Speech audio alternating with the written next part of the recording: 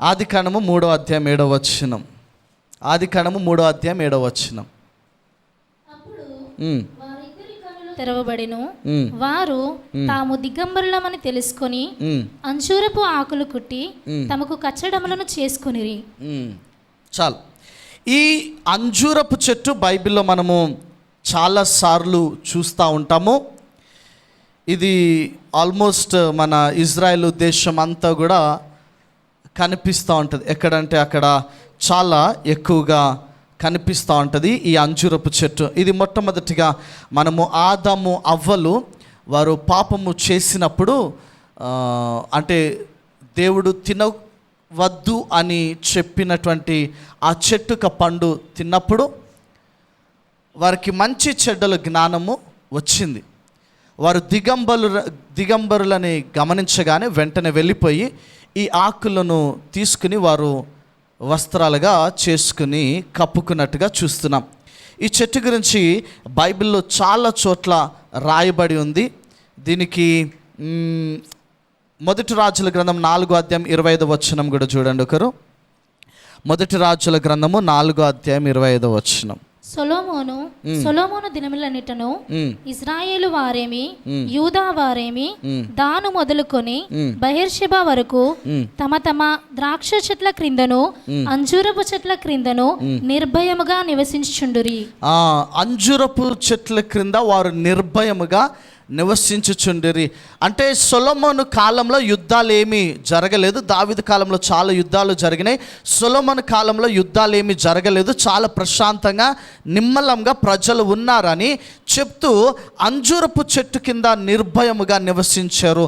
అంటే అంజూరపు చెట్టు అనేటువంటిది నెమ్మదికి సమాధానానికి సూచనగా ఇక్కడ మాట్లాడుతున్నట్టుగా చూస్తున్నాం.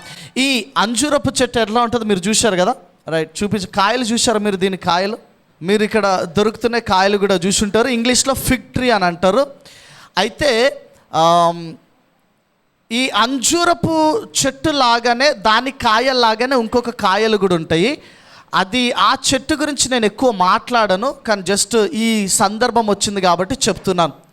ఈ అంజూరపు కాయలు ఎలాగున్నాయో అలాగే మేడి చెట్టు ఉంది చూసారా? మేడి చెట్టు ఎక్కాడు. ఎవరెక్కారు మేడి చెట్టు? జక్కయ్య.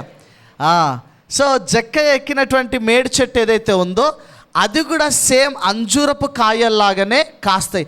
మనకి ఇక్కడ ఉన్న మేడి చెట్టు కాదు, ఆ రోజుల్లో బైబిల్లో రాయబడినటువంటి మేడి చెట్టు అది కూడా అంజూరపు చెట్టు లాంటిదే, దాని కుటుంబం నుంచి వచ్చినటువంటిదే. అంజూరపు చెట్టుకి ఎక్కువ ఆకులు ఉంటాయి, ఆ మేడి చెట్టుకి ఎక్కువ ఆకులు ఉండవు, ఎక్కువ గుబురుగా కాయలు అనేటువంటివి వస్తాయి అన్నమాట. అది మేడి చెట్టు అంటే సికోమర్ అని అంటారు. దానికి ఎక్కువ కాయలు కనిపిస్తూ ఉంటుంది. అది అంజూరపు చెట్టు అంత విలువైనటువంటి కాయ కాదు, సేమ్ కనిపిస్తుంది, సేమ్గా ఉంటుంది, కానీ ఇది ఎక్కువ విలువైనటువంటిదిగా కనిపిస్తూ ఉంటుంది అనమాట. సో ఏమంటారు, ఒక డూప్లికేట్ అని అంటారు చూసా, ఆ టైపు మేడి చెట్టు అనమాట. అవి కూడా చాలా బాగా పెరుగుతూ ఉంటాయి, చాలా ఎత్తుగా పెరుగుతూ ఉంటుంది. అదే చెట్టు జక్కయ్య ఎక్కాడు. అయితే ఈ అంజూరపు చెట్టు ఈ కాయలు మాత్రము చాలా రుచికరంగా ఉంటాయి. మీరు ఎవరైనా తిన్నారో తినలేదో, ఇది డ్రై ఫిగ్ కూడా దొరుకుతూ ఉంటుంది. ఎండిపోయినటువంటి అంజూరపు కాయలు కూడా దొరుకుతాయి. అవి చాలా మంచి బలాన్ని ఇస్తుంది అనమాట. ఆకలిని కూడా తీర్చేటువంటి చెట్టుగా ఉంటుంది. అందుకనే యేసు ప్రభువు వారికి ఆకలి వేసినప్పుడు ఎక్కడికి వెళ్తాడు? ఈ అంజూరపు చెట్టు దగ్గరికి వెళ్తే ఏమీ కనిపించకపోయేసరికి ఆయన దాన్ని ఎండిపోయేలాగా చేస్తాడు. సో ఈ అంజూరపు చెట్టు అనేటువంటిది చాలా ప్రాముఖ్యతను సంపాదించుకున్నటువంటిది. మరి ముఖ్యంగా ఈరోజు నేను ఈ అంజూరపు చెట్టును మీకు ఎలా చూపించాలని ఇష్టపడుతున్నానంటే, మనం మొదటి చదివినటువంటి ఆ అధ్యాయం, ఆ వచనము, ఆ మాటల ఆధారముగా వారు సిగ్గుతో ఉన్నప్పుడు, పాపము చేసి సిగ్గుతో పరిగెడుతున్నప్పుడు, అవమానముతో వచ్చినటువంటి వారి అవమానాన్ని కప్పడానికి ఈ అంజూరపు చెట్టు సహాయపడింది. హల్లెలూయా. అవమానము, వారు దేవుడు చేయవద్దు అన్నటువంటి పని చేసినప్పుడు వారికి అవమానము కలిగింది. ఆ అవమానముతో పరిగెత్తుతున్నప్పుడు ఈ అంజూరపు ఆకులు వారికి ఆశ్రయముగా మారినాయి.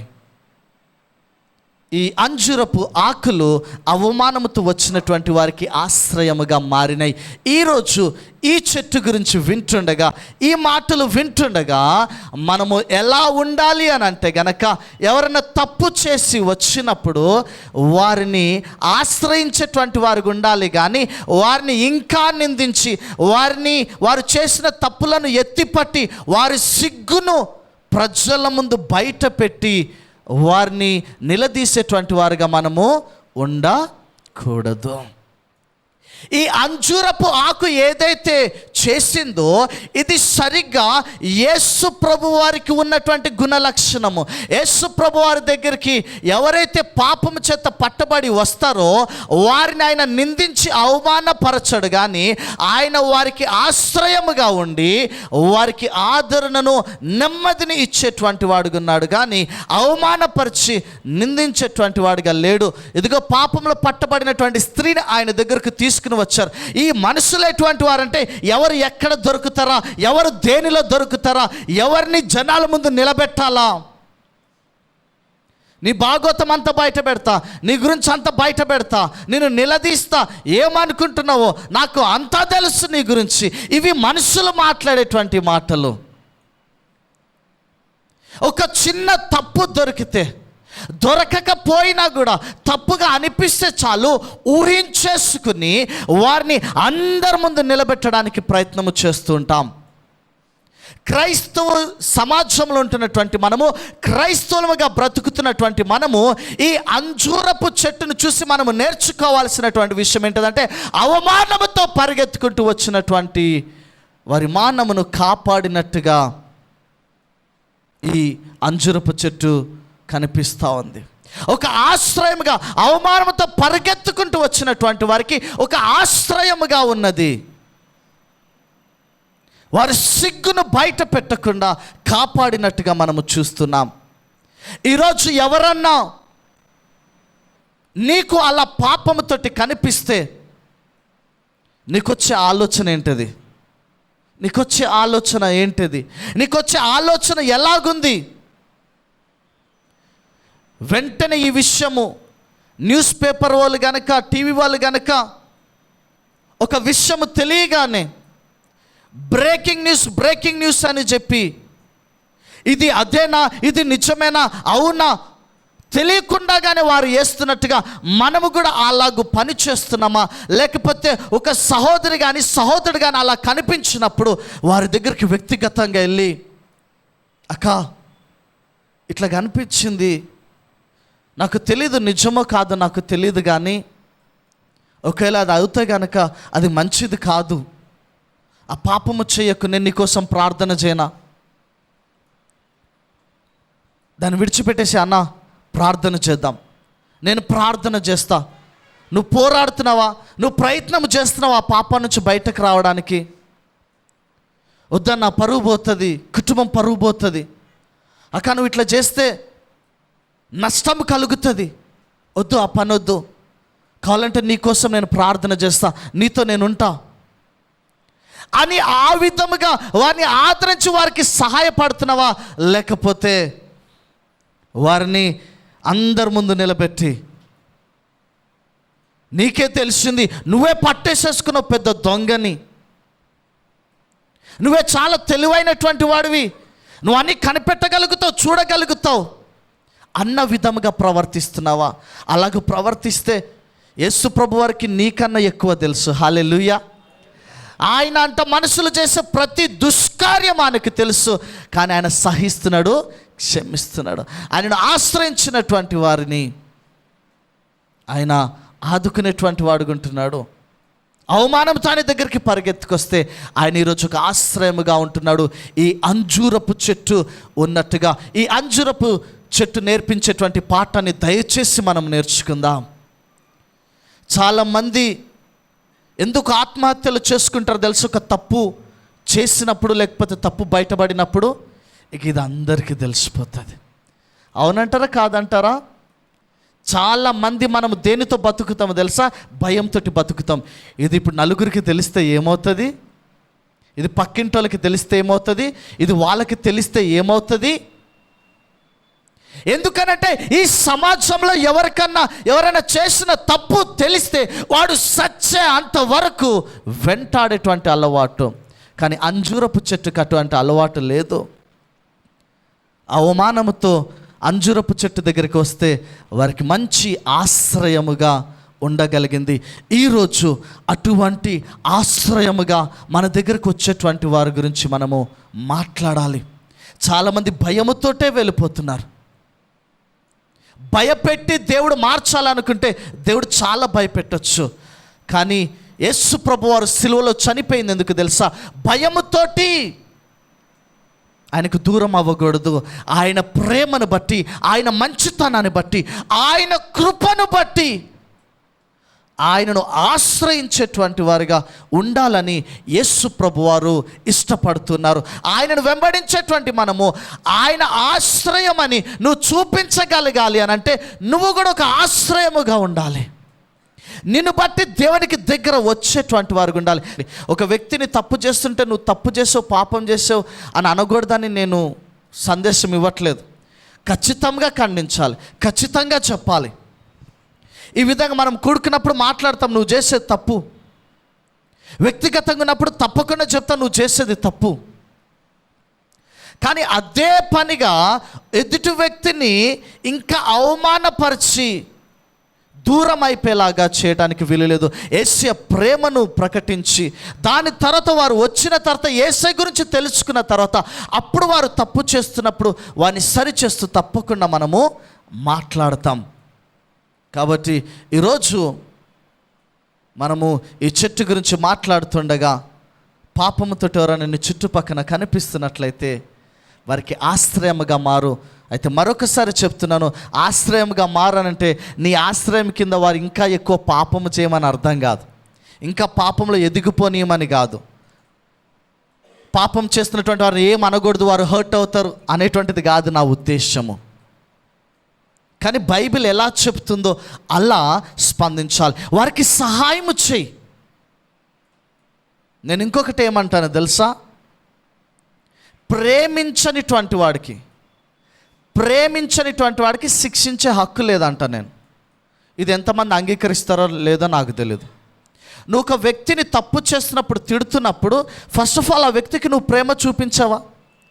నువ్వు అర్హతను సంపాదించుకో, ఆ వ్యక్తిని సరిచేసేటువంటి అర్హతను సంపాదించుకో. ఒక వ్యక్తి తప్పు చేస్తున్నప్పుడు ఆ వ్యక్తి గురించి మొట్టమొదటిగా ప్రార్థన చేసావా? అరే ఏంటి వ్యక్తి ఇట్లా చేస్తూ ఉన్నాడు, ఏంటి నా ఇట్లా బిహేవ్ చేస్తున్నాడు, అట్లెట్లా చేస్తాడు అని నువ్వు బాగా చిరాకైపోయి ఒక 10 మందికి చెప్పేదానికన్నా ఫస్ట్ ఆఫ్ ఆల్ ఒకసారి నువ్వు ప్రార్థన చేస్తావా? ప్రభువా ఆయన చేస్తున్నది తప్పు కదా, సహాయం చేయి, ఆయనకి తెలియజేయి. అది చేస్తున్న తప్పు కదా, దాని నుంచి బయటపడేలాగా నువ్వు సహాయం చేయి అని ఆ విధంగా పాపంలో ఉన్నటువంటి వారి గురించి నువ్వు ఒక్కసారైనా ప్రార్థన చేసావా? ఇక్కడ ఉన్నటువంటి మనలో ఉన్నటువంటి వారు చాలామంది తప్పులు చేస్తూ కనిపించవచ్చు. నాలో కూడా తప్పులు కనిపించవచ్చు. నేనేం పర్ఫెక్ట్ కానే కాదు, నేను ఎప్పుడు అనను కూడా. అయితే మరి నా కోసం ప్రార్థన చేసావా? అరే పాస్టర్ గారిలో ఇది కొద్దిగా సరిగ్గా లేదు అనిపిస్తుంది నాకు, ప్రార్థన చేద్దాం. అన్నిట్లో మంచిగా ఉన్నటువంటి వాడు దీంట్లో కొద్దిగా ఇది అవుతున్నట్టుంది, నా పాస్టర్ గారి కోసం ప్రార్థన చేద్దాం, ఆయన సాక్ష్యం అంతా బాగుండేలాగా. ఎంత బాగుంటుంది. నువ్వు ఆశ్రయముగా మారడం అని అంటే వారు ఆ పాపం నుంచి బయటకు వచ్చేలాగా, అవమానం నుంచి బయటకు వచ్చేలాగా నువ్వు వారికి ఆశ్రయముగా మారాలి. అంజురపు చెట్టు అలాగ చేసింది. యేసయ్య వచ్చాడు, దేవుడు వచ్చాడు, వారికి చర్మపు వస్త్రాలను ఇచ్చినట్టుగా మనము చూస్తూ ఉన్నాం. ఈ అంజురపు చెట్టు కేవలం నీ సిగ్గును కప్పే ప్రయత్నం చేసింది. యేసు ప్రభువారు వచ్చారు, అవమానాన్ని పూర్తిగా తొలగించేశారు. హల్లెలూయా. అది యేసయ్యకున్నటువంటి గొప్పతనము. రెండవ చెట్టు గురించి మనము చూద్దాం. మొదటిగా మనం అంజురపు చెట్టు గురించి చూసాము. అది అవమానంతో దాని దగ్గరికి వచ్చినటువంటి వారికి ఏ విధంగా ఆశ్రయముగా ఉండింది అనేది. రెండవ చెట్టును మనము చూద్దాం. ఇది దానిమ్మ చెట్టు. దానిమ్మ చెట్టు తెలుసా? పొమోగ్రనేట్. దానిమ్మ చెట్టుకున్న ప్రత్యేకత ఏముంది బైబిల్లో చెప్పండి నాకు. అమ్మా, దేవుని మందిరంలో ఒక అలంకరణగా ఉంది. Very good. ఈ దానిమ్మ చెట్టు నిజంగానే ఆ విధంగా ఉంది. ముఖ్యంగా దానిమ్మ చెట్టు ఈ కాయలు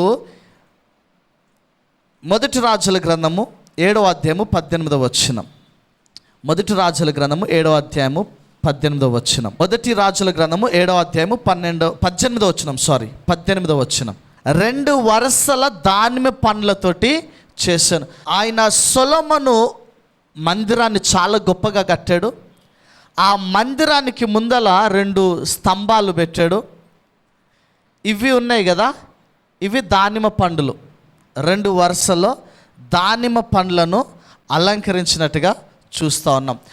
ఈ మందిరము చాలా అద్భుతంగా కట్టబడింది.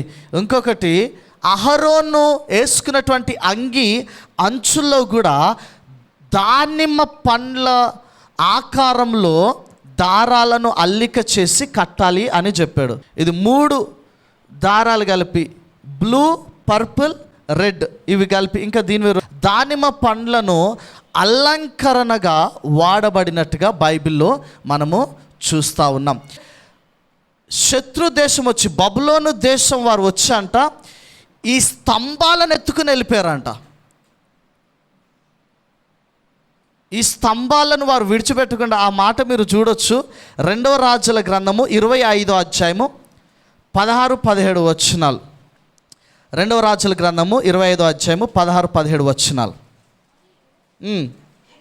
అతడు యెహోవా మందిరమునకు సొలొమోను చేయించిన 2 స్తంభములను, సముద్రమును, మట్లను తీసుకొని పోయెను. ఈ ఇత్తడి వస్తువుల ఎత్తు లెక్కకు మించి ఉండెను. చాలు. వారు ఏం చేస్తారంట, ఆ స్తంభములను తీసుకుని వెళ్ళిపోయారంట. ఎట్లా తీసుకెళ్ళారు అంటే, ఒక మందిరానికి ఎదురుండగా ఈ పిల్లర్స్ అనేటువంటివి బలమైనటువంటివి చాలా అందంగా చెక్కబడినాయి. వాస్తవానికి ఏంటంటే, ఈ మందిరం లోపలికి అందరు వెళ్ళలేరు. సో ప్రజలు ఏదైనా చూడగలిగితే బయట ఉన్నటువంటి దానినే చూడగలుగుతారు. సో బయట మందిరానికి అందంగా కనిపించలాగిన దేవుడు ఆజ్ఞాపించాడు. అక్కడ ఈ దానిమ్మ పండ్లు ఉండాలని దేవుడు వాళ్ళకి చెప్పినట్టుగా మనము చూస్తూ ఉన్నాం. ఈ దానిమ్మ పండ్లు చూడడానికి అందంగా కనిపించడం మాత్రమే కాదు కానీ, అలంకరణకు కనిపించడం మాత్రమే కాదు కానీ, ఇది సౌలు ఒకసారి యుద్ధము చేస్తున్నప్పుడు వారు అలసిపోయి, శత్రువులను తరిమి యుద్ధము చేసి అలసిపోయినప్పుడు ఇదే దానిమ్మ చెట్టు కింద ఆశ్రయము పొందినట్టుగా మనము చూస్తున్నాం. ఆ మాటలు మొదటి సమూయేలు గ్రంథము 14వ అధ్యాయం 2వ వచనం. మొదటి సమూయేలు గ్రంథము 14వ అధ్యాయం 2వ వచనం. సౌలు గిబియా అవతల మిగ్రోనులో దానిమ్మ చెట్టు క్రింద దిగి ఉండెను. అతని యొద్దనున్న జనులు దాదాపు 600 మంది. చాలు. సౌలు యుద్ధము చేసి పరిగెత్తి అలసిపోయినప్పుడు ఆ దానిమ్మ చెట్టు కింద ఆశ్రయము పొందాడు. సౌలు చెప్తాడు, ఎవ్వరు ఏమి తినొద్దు, మనం శత్రువులను ఓడించే అంతవరకు కూడా ఎవ్వరు ఏమి తినకూడదు అని చెప్తాడు. వాళ్ళు చాలా అలసిపోయి ఉన్నారు. ఆ సమయంలో అలసట పొందినటువంటి వారికి ఈ దానిమ్మ చెట్టు ఆశ్రయముగా ఉన్నది. హల్లెలూయా. ఈ దానిమ్మ చెట్టు నుంచి వచ్చేటువంటి విత్తనాలు తింటారు, అవి ఎంతో బలాన్ని ఇస్తాయి. దాని రసము కూడా వారు జ్యూస్ చేసుకుని కూడా తాగుతూ ఉంటారు. మంచి బలాన్ని వారికి ఇచ్చేటువంటిది ఆ రోజుల్లో ఈ దానిమ్మ చెట్టు. అంతేకాదు, ఇజ్రాయేలీలు ఏమని కంప్లైంట్ చేస్తారో తెలుసా? అరణ్యంలో మాకు దానిమ్మ పండ్లేవి, దానిమ్మ పండ్లు లేవని వారు కంప్లైంట్ చేస్తారు.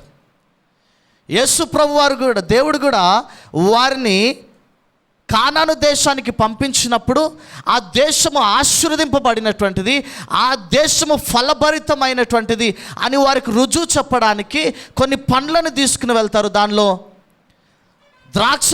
ద్రాక్ష గెలలు తీసుకెళ్తారు, ఈ దానిమ్మ కాయలు కూడా తీసుకుని వెళ్తారు. ఆ మాటలు మీరు చూడాలంటే చూడొచ్చు. సంఖ్యాకాండము 13వ అధ్యాయము 23వ వచనం.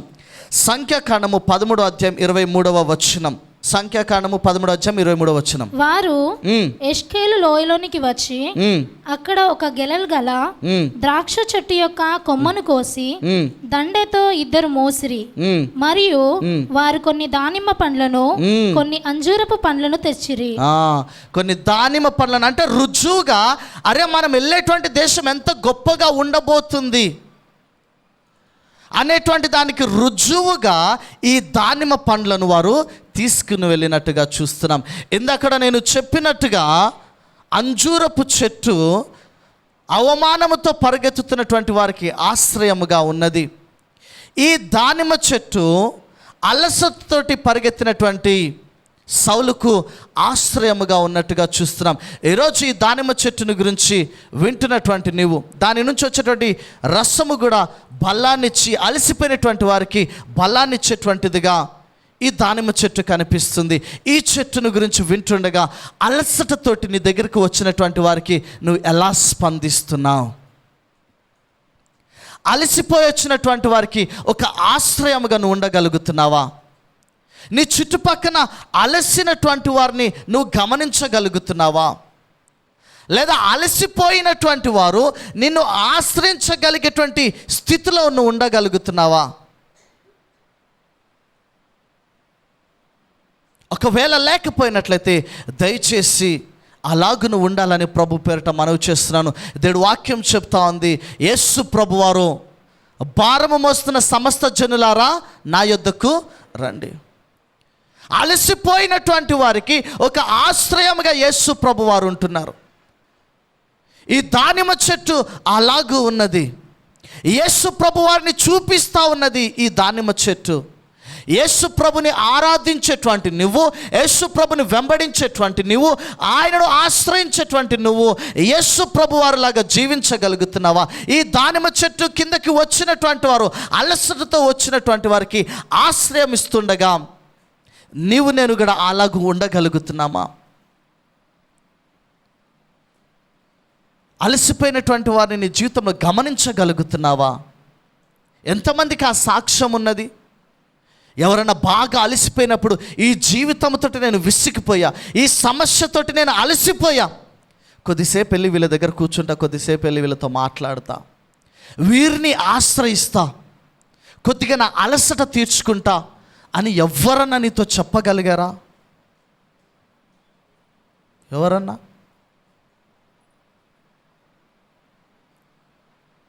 ఈ మాటలని చాలా ప్రాముఖ్యం సంగమా.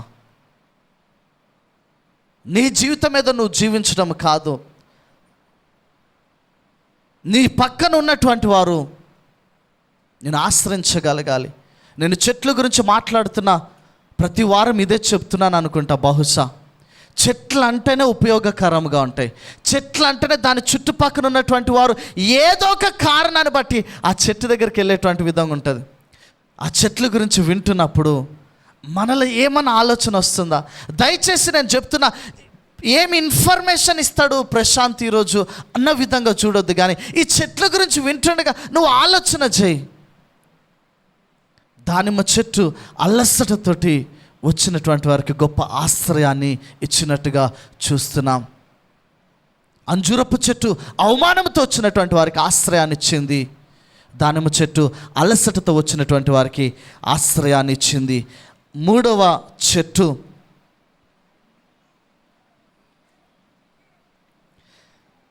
కీర్తనలు 92:12. కీర్తనలు 92:12. ఈ చెట్టు ఆశీర్వాదానికి సూచనగా చాలాసార్లు కనిపిస్తూ ఉంటుంది. ఈ చెట్టు కూడా నీతిమంతులు, అందరు చదవాలి 92:12. చదవండి అన్న. నీతిమంతులు ఖర్జూర వృక్షము వలె మొవ్వు వేయుదురు, లెబానోను దేవదారు వృక్షం వలె వారు ఎదుగుదురు. నీతిమంతులు ఎలా ఉంటారంట?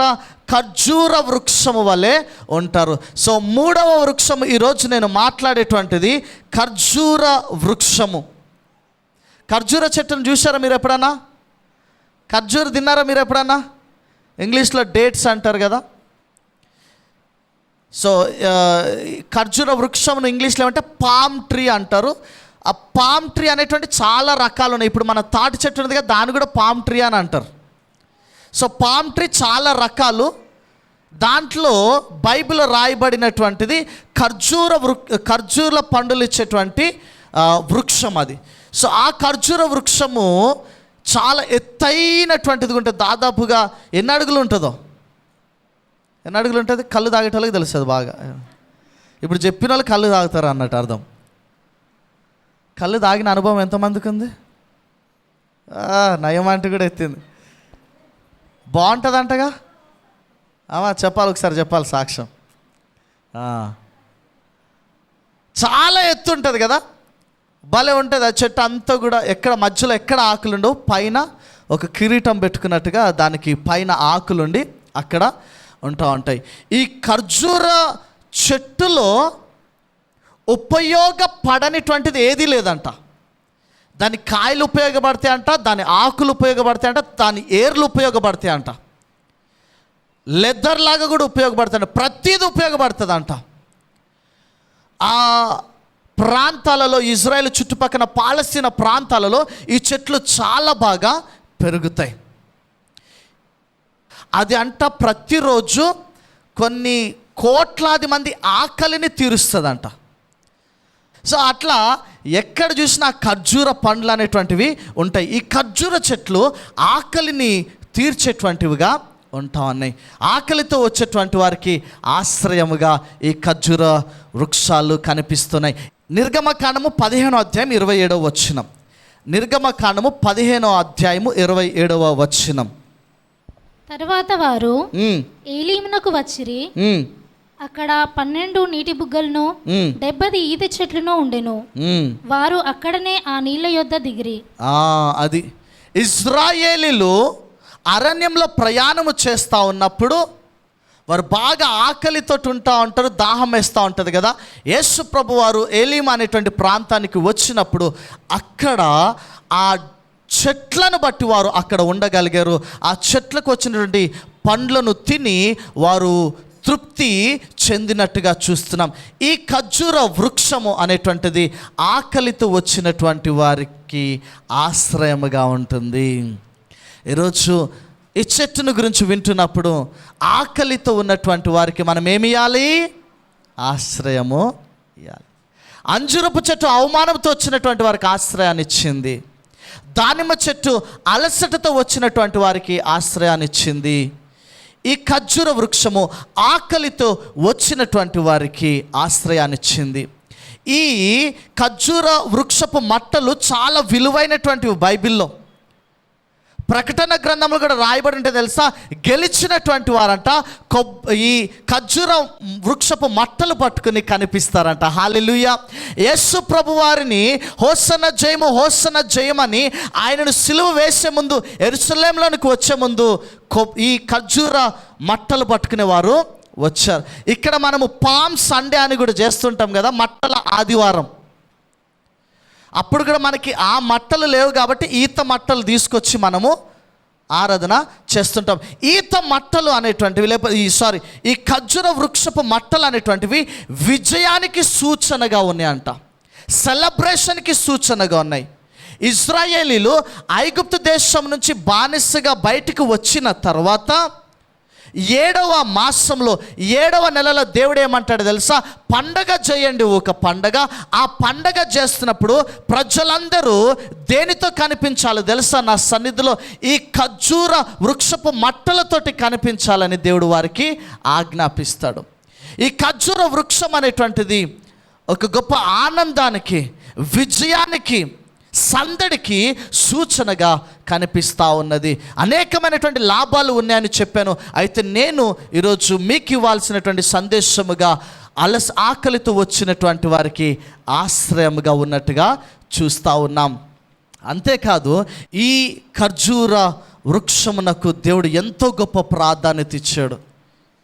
ఈ మందిరము లోపల డిజైన్ అంతా కూడా ఖర్జూర వృక్షములతోటి నింపబడింది. హల్లెలూయా.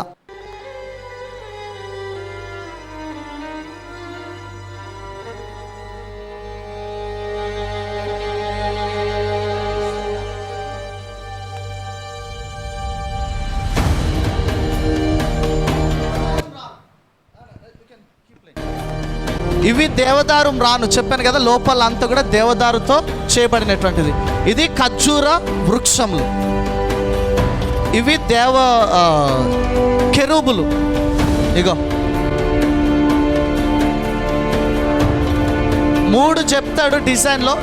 విచ్చుకున్నటువంటి పువ్వు, కెరూబులు, దేవదారు మ్రాను, ఈ మూడిటితోటి దేవుని మందిరం. ఇవంతా కూడా దేవదారు మ్రానుతోటి, ఖర్జూర వృక్షం, ఇదంతా కూడా దేవదారు మ్రానుతోటి చేయబడినటువంటి. రొట్టెల బల్ల, అది కూడా దేంతో చేయబడిందని చెప్పా?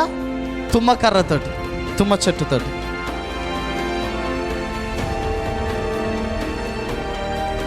ఇది ఫ్రేగ్రెన్స్, సువాసన దేవుని మందిరంలో.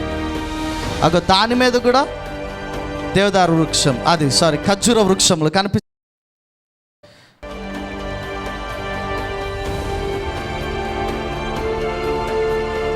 ఇవి కెరూబులు, మధ్యలో మందసం.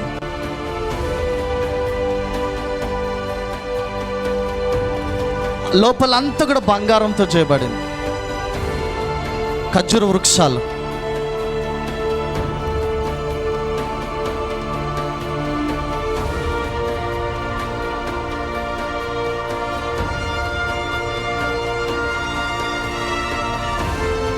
దీపస్తంభాలు అవి. ఈ స్థలంలోనికి యాజకుడు వెళ్తూ ఉంటాడు. అతి పరిశుద్ధ స్థలానికి మాత్రం సంవత్సరానికి ఒక్కసారే వెళ్తూ ఉంటాడు. దేవుడి మందిరము ఈ విధంగా బలి పశువులను ఇక్కడ వారు అర్పించేటువంటి వారు.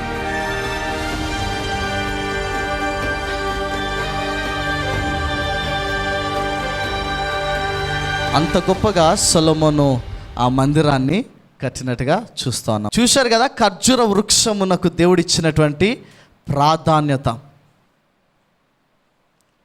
దేవుడు చేసే ప్రతి దానికి ఒక ఉద్దేశం ఉంటుంది. మనకి అర్థం అవ్వచ్చు, అర్థం కాకపోవచ్చు,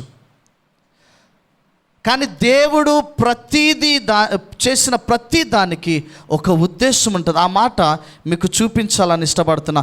దేవుడు చేసినటువంటి ప్రతి దానికి ఒక ఉద్దేశము ఉంటుంది. యెషయా గ్రంథము 46వ అధ్యాయము 9-11 వచనాలు చదువుతారు ఒకసారి. 9 నుంచి 11 వరకు. యెషయా గ్రంథము 46వ అధ్యాయము. చాలా పూర్వమున జరిగిన వాటిని జ్ఞాపకము చేసుకొని. అర్థమవుతుందా? ఈ చెట్లు ఇవన్నీ ఎప్పుడో చేసినవి, ఏంటి ఇప్పుడు మాట్లాడతారా అనుకోద్దు. చాలా పూర్వమున జరిగిన వాటిని ఏం చేయాలంట? జ్ఞాపకము చేసుకొనుడి. దేవుడను నేనే, మరి ఏ దేవుడును లేడు. నేను దేవుడను, నన్ను పోలిన వాడెవడు లేడు. నా ఆలోచన నిలుచుననియు నా చిత్తమంతయు నెరవేర్చుకునేదననియు చెప్పుకొనుచు ఆది నుండి నేనే కలగపోవు వాటిని తెలియజేయుచున్నాను. పూర్వకాలము నుండి నేనే ఇంకా జరుగుని వాటిని తెలియజేయుచున్నాను. తూర్పు నుండి క్రూర పక్షిని రప్పించుచున్నాను. దూరదేశం నుండి నేను యోచించిన కార్యమును నెరవేర్చు వారిని పిలుచుచున్నాను. నేను చెప్పి ఉన్నాను, దాన్ని నెరవేర్చెదను. ఉద్దేశించి ఉన్నాను, సఫలపరచెదను. ఆయన చేసే ప్రతి దానికి ఒక ఉద్దేశము ఉన్నదని మనము గమనించాలి.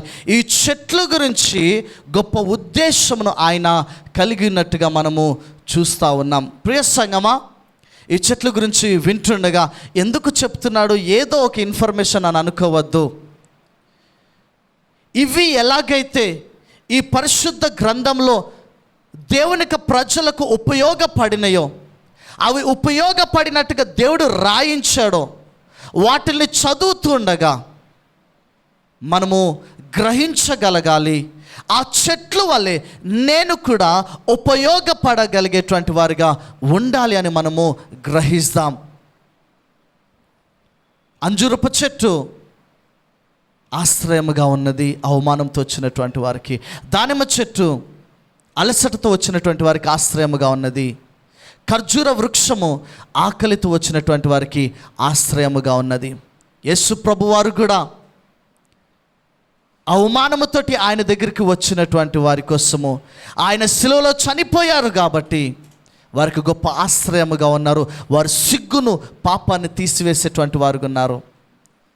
అలసటతో వచ్చినటువంటి వారికి ఆయన అంటా ఉన్నాడు, భారం మోస్తున్న సమస్త జనులారా నా యొద్దకు రండి, నేను మీకు విశ్రాంతిని కలుగజేస్తున్నాను. ఆకలితో ఉన్నటువంటి వారితో ఆయన ఏమంటున్నాడు తెలుసా? జీవాహారమును నేనే. ఆయన కూడా ఆశ్రయముగా కనిపిస్తున్నాడు. ఆయనను సూచిస్తూ ఈ చెట్లు కనిపిస్తున్నాయి. ఇవి చూస్తుండగా మనము కూడా అలాగూ మారుదాం. ఈరోజు జ్ఞాపకం చేయాలని ఇష్టపడుతున్నాను. ఎవరైనా పాపముతో ఉన్నారా? ఈరోజు నువ్వు ఆయన దగ్గరికి వస్తే ఆయన నీకు ఆశ్రయముగా ఉంటున్నారు. నువ్వు రక్షింపబడి మారు మనసు పొంది పాపము చేసావా?